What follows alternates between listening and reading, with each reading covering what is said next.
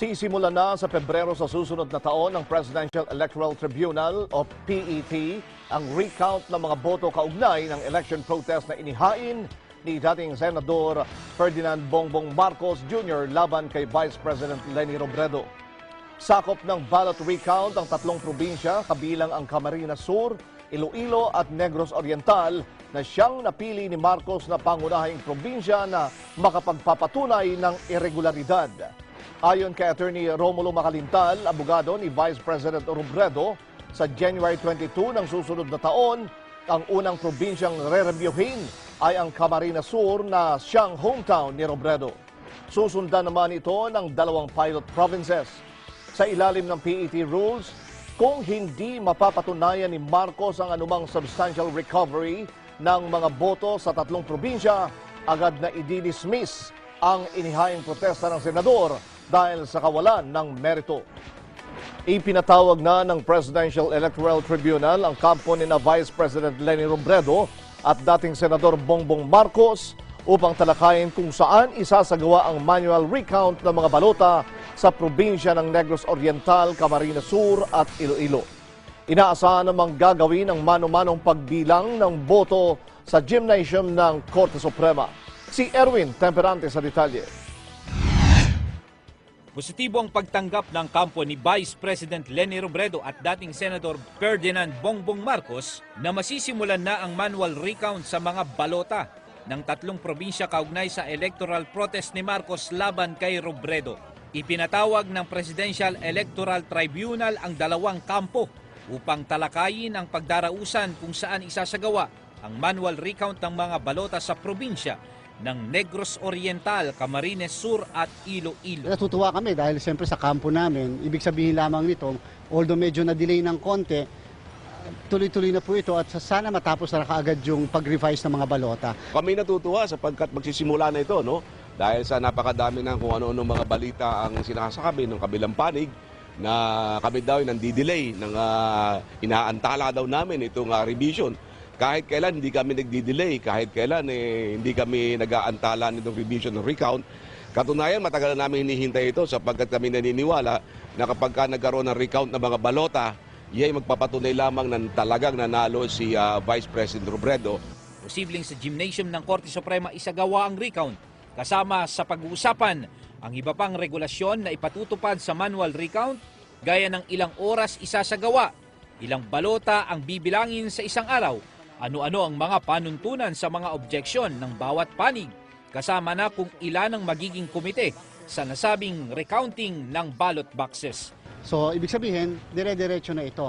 So, hopefully, makapag-kolekta na kami within this month ng ilang boxes, halimbawa sa unang probinsya, and then sa January, makapag-revise na kami. Gayunpaman, naniniwala si Attorney Romulo Macalintal na hindi mababago ang bilang ng boto ni Vice President Robredo kahit pa bilangin ng mano-mano ang mga balota. Sa higit 500 anyang electoral protest sa bansa, sa ilalim ng automated elections, wala pang nanalong kaso. Kami naniniwala na yung recount dyan sa Camarines Sur, Iloilo at sa Negros Oriental ay magbibigay lamang ng parehong resulta. Kung anong resulta ng physical count ngayon ng mga balota, yun din ang resulta na nakita doon sa election returns na binilang ng mga vote counting machines at lahat ng mga makinang ginamit ng nakaraang halalan. Inaasahang sa susunod na taon masisimulan na ang recount ng tatlong probinsya. Sa ngayon, nagpapatuloy naman ang decryption ng secured digital cards kung saan nag-iimprenta ang COMELEC ng kopya ng mga balota na 100 naman upang makita ng kampo ng dating senador ang posibleng dayaan sa nagdaang halalan. Yun talaga po ang purpose namin na sana yung nga pong images o yung mga tinatawag na pictures ng mga balota ay makumpara namin doon sa original na balota na naroon sa loob ng ballot box. Sa katotohanan nga po, meron pong isang desisyon ng Korte Suprema sa kaso ng Maliksi versus COMELEC. Alam niyo po ang sabi ng Supreme Court doon, yung mga imahe ng balota ay kasing taas na level ng klase ng ebidensya ng mga original na balot. Ano ibig sabihin po niyan? Ang value po niyan, ang bigat po niyan ay parang original na balota rin. In fact nga po kung makikita namin yung mga imahe ng balota, pwede nga pong ibaliwala o hindi na kami magtuloy halimbawa sa revision ng balota sapagkat halos parehas naman po yung pong images at saka yung original ballots. Para sa Eagle News, Erwin Temperante. I'm Juan with 25. Former Senator Bongbong Marcos is out to target the so-called bailiwicks of Vice President Leni Robredo and former Liberal Party standard-bearer Mar Rojas. Marcos identifies 3 provinces best exemplifying frauds or irregularities in his protest brief. These are Camarines Sur, Iloilo, and Negros Oriental. Pinangalanan na po ni Senator Marcos ang 3 pilot provinces na kung saan unang re-revisahin at magkakaroon ng manual recount and judicial revision. Marcos spokesman Vic Rodriguez claims Robredo got around 1.5 million votes in the 3 provinces, while Marcos got only 200,000 votes. He says this will explain how Robredo diminished Marcos's lead and eventually surpassed him with more than 200,000 votes. Yung 1 million could explain bakit naubos yung 1 million na lamang ni Senador Marcos. Yung natitirang 216, diferensya nilang dalawa, that could explain bakit doon sa final tally, however erroneous yung tally may be, lumamang pambigla ng 263,000 votes more or less si Mrs. Robredo. It's known to many that Kamsur belongs to Robredo, who hails from Bicol, but Subalit kung makikita po ninyo, halos walang nakuhang boto yung Senador Chis Escudero na ilang beses ng kumandidato sa national office. Halos wala akong nakuhang boto si Senator Gringo Honasan na ilang beses na rin nating hinalal bilang senador at yung mga iba pa. Rodriguez explains if the initial 3 provinces would show there was indeed fraud, Marcos's protest moves forward. If not, it could be dismissed. Marcos lists 362 witnesses in his poll protest case. Robredo also lists 3 provinces in her own protest brief: Capiz, Sulu, and North Cotabato. The Presidential Electoral Tribunal has created a 3-man panel of commissioners to expedite the resolution of the protest and counter-protest. The preliminary conference was set for June 21st, but this was moved to July 11th to give way to the martial of petitions. Manual recount and judicial revision. Ang pangunahing probinsya po, 3 probinsya ay ang probinsya ng Camarines Sur, ang probinsya ng Iloilo at ang probinsya ng Negros Oriental. Nahirapan po kaming piliin yung mga probinsyang iyon sapagkat remember we are contesting 36,000 clustered precincts comprising 30 provinces. Subalit nung kami po ay tumitingin na sa numero, nakita namin ang katangi-tanging resulta ng halalan doon sa 3 probinsya. Si Mrs. Robredo ho ay nakakuha ng 1.460 million votes. Subalit si Senador Marcos ay nakakuha lamang ho ng mga 198,000 votes. Ano po ang significance nun?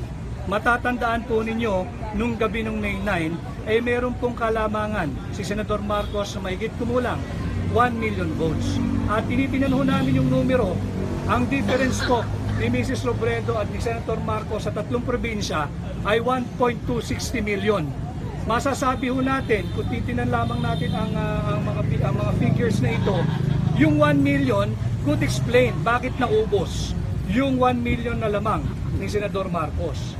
Yung natitirang 216, diferensya nilang dalawa, that could explain bakit doon sa final tally, however erroneous yung tally may be, lumamang pambigla ng 263,000 votes more or less si Mrs. Robredo. Sir, yung 1.4 that you said is just from Kamsur? No, for the 3 provinces. But the Vice President is from that area?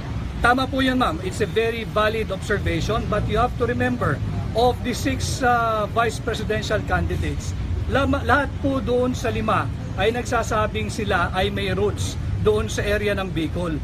Subalit kung makikita po ninyo, halos walang nakuhang boto yung Senador Chis Escudero na ilang beses ng kumandidato sa national office. Halos wala akong nakuhang boto si Senator Gringo Honasan na ilang beses na rin nating hinalal bilang senador at yung mga iba pa, especially Alan Peter Cayetano na perceived to be the second running during the conduct of the last election. At ang katangi-tangi po roon, speaking of Kamsur, ibang klase ho yung number of undervotes sa probinsya ng Kamsur. Umabot po ito mahigit kumulang ng 65,000 votes. And again, doon po sa combination ng 3 probinsya, yung Camsur, yung Negros Oriental at yung Iloilo, ang total number of undervotes ho doon ay halos umabot ng 300,000 na boto. At ang pinakamataas po doon sa mga kandidato na nakuhang boto ay si Bongbong Marcos na hindi man ho umabot ng 200,000 votes. Again, what is the significance or relevance of those undervotes? Para hong meron pang 7 kandidato bilang Vice President na itinago nila sa pangalang undervotes sapagkat hindi ho nanalo yung 5 pang ibang kandidato doon sa undervotes. Sir, yung Iloilo naman tsaka Negros Oriental, paano nyo na... Ang tiningnan ho natin ay yung kabuuan. Again, doon po sa Iloilo, si Mrs. Robredo got around 575,000 votes. Ang closest po sa kanya, si Senador Marcos ay mahigit kumulang 90 lamang na 90,000 votes ang nakuha. Considering na ang kanyang running mate, si dating Senador Miriam Santiago, ay taga Iloilo. And alam naman ho ninyo pagka may campaign sorties, hindi ba, mararamdaman naman ninyo yung init ng pagtanggap ng tao. Again, baka sabihin nila, pakiramdam nyo lamang yan. Yes, it's true. Pakiramdam po natin, kitang-kita po natin. And at the same time, figures will bear us out na talagang napakataas ng undervotes sa probinsya ng Iloilo. So just with just the 3 pilot areas, you think the Senator Bongbong can already win the... Okay, the significance of the 3 pilot areas in relation to Rule 65, which is the dismissal of the election protest. Kapag hindi po namin maipakita man lamang sa tribunal na may basihan yung ating election protest sa pamamagitan ng pagbubukas ng balota nitong 3 probinsya, maaari pong ma-dismiss yung election protest ni Senador Bongbong Marcos. Subalit, kami po ay very confident that with these staggering figures that I have just mentioned to all of you today, kaya po namin patunayan at dalin sa next phase or next level itong election protest at magtuloy-tuloy ng buksan pa yung 27 other contested provinces. Sir, ano bang mga ebidensya natin doon? May mga ERs ba tayo? Kasama po, we have 362 witnesses na nakapaloob ho doon sa ating pre-trial brief. And halo-halo po yan. Nandyan po yung mga election officers, provincial election supervisors. Nandyan din po, pinatatawag din po natin si Commissioner Christian Robert Green. Pinatatawag din po natin ang isa pang official ng COMELEC, si Rui Peñalba. Pinatatawag din po natin ang mga officials sa Smartmatic, particularly si Eli Moreno and Marlon Garcia upang mag-testify na kanilang kinalikot, pinalitan ang hash code doon sa transparency server at meron po tayong additional evidence to bolster that allegation. Remember the June 2 resolution of the Department of Justice indicting several officers of Smartmatic headed by Mr. Marlon Garcia in cahoots with some of the COMELEC officials headed by Mr. Rui Peñalba, pinakakasuhan po ng Department of Justice. Sir, clarification, yung mga witnesses na yan will testify in favor of Mr. Marcos? We have stipulated that they'll be our witnesses. You can consider them as hostile witness, but nonetheless, we submitted their names, and hopefully the tribunal will issue a subpoena to compel them to testify. Sir, balik tayo sa ERs pa lang, dito makikita na talaga din yung mga figures. Tama po yun, at saka gusto nga po natin mabuksan yung mga VCMs sapagkat we're very confident na yung mga electronic election returns, pati po yung electronic certificate of canvass, ay hindi po ito babalanse kung ibabangga doon sa actual ballot na nasa loob ng mga vote counting machines. Sir, aside doon, ano pa yung mga laman ng preliminary conference calls? Nandun din yung ating prayer ni Senator Marcos on how to expedite the whole proceeding by asking the tribunal baka maaaring bumuo pa ng 2 panel of commissioners sapagkat meron na hong binuong isa composed of 3 commissioners headed by the retired Supreme Court Justice Jose Vito and 2 other equally prominent lawyer with unquestionable integrity and probity. So 3 po kasi yung ating courses of action.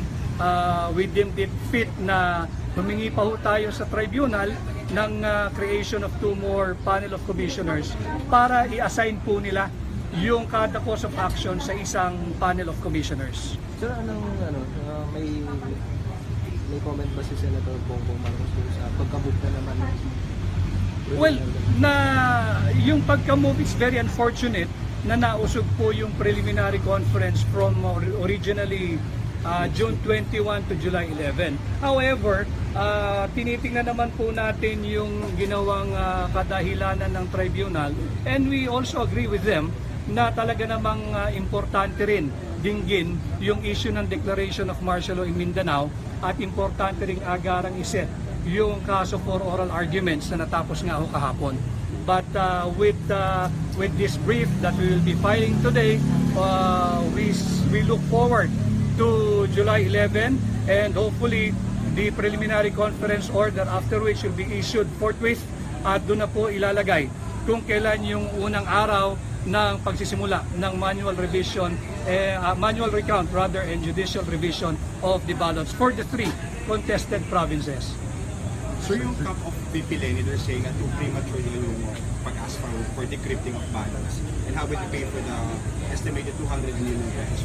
Well, whatever we do, they always say something against it anyway. So I think we would rather focus on what we do, and problemahin yung problema namin.